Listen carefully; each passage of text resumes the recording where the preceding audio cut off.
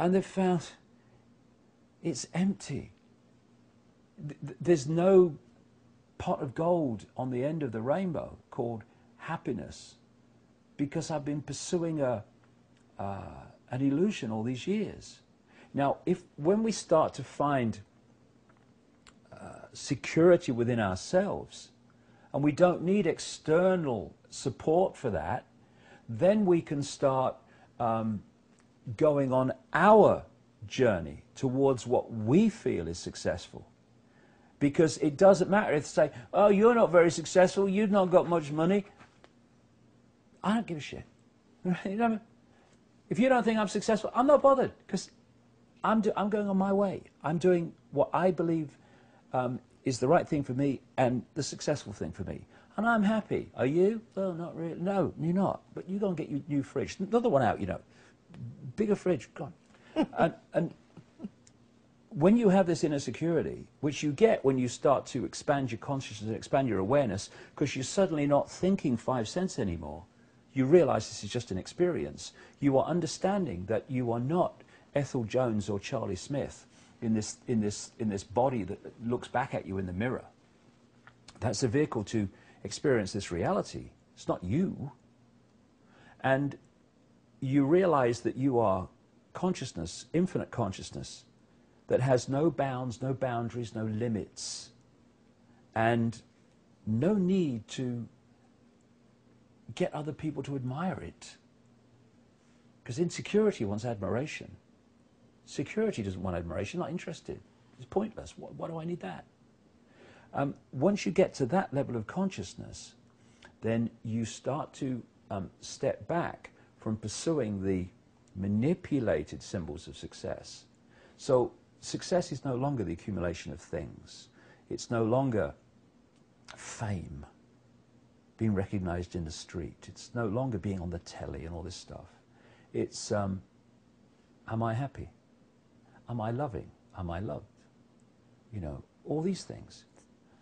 What have I done for other people today? You know, have I made someone smile? Have I made someone happy? Hey, I've had a successful day. You know, these are the things.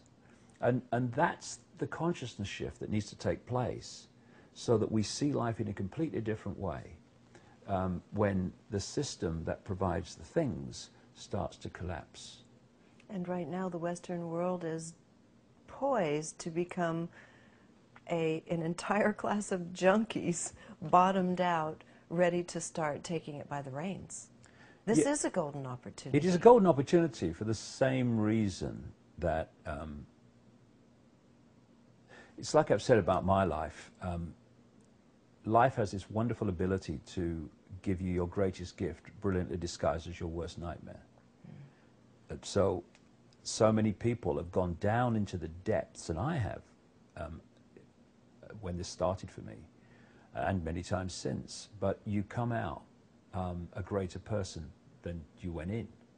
And you didn't like the experience, and you would rather not have had it, but you would certainly have rather had the experience and gained what you gained than not have had the experience and not gain what you gained. So we have a collective opportunity now to disconnect from the addiction to the things the system has manipulated us to become addicted to, and start to see life in a completely different way and each other in a different way. Not to look at each other as a competitor, to be overcome and to be better than, but to look at each other as people who we can help and be helped by. We can be supported by. We can support other people. You know, there's billions of us. We can get through anything, and not just get through anything, oh yeah, we survived. None of that, but get through it with joy and all the things that the symbols and things society does not give us. It doesn't give us joy. It doesn't give us all these things that we pursue them for, because it's an illusion. Fewer things actually provides greater gifts in terms of our experience of life and each other. Truer words were never spoken. And so, what happens to the wind in the sails of the puppeteers once we buy back our souls? Well, it's another version of what happens if they call a war or start a war and no one turns up? There's no war. We don't need to fight those that seek to enslave us. We need to stop cooperating with them. Simple as that. I had a friend called Larry Grayson, who was a famous comedian in Britain years ago, and at his funeral a story was told that he had told to the person who was telling the story. He was in a show, it was an all-male show, and in the latter days of the kind of music hall situation in Britain. And the end of the show, all the men came on dressed as sailors, and Larry Grayson came on dressed as a woman, which he did a lot, dressed as Britannia, right? And Rule Britannia, Britannia Rules the Waves was being played as they came on. And he said all the men, sailors, formed this pyramid on the stage, and then he was manhandled up to the top of the pyramid with his sword and his helmet for the big finish.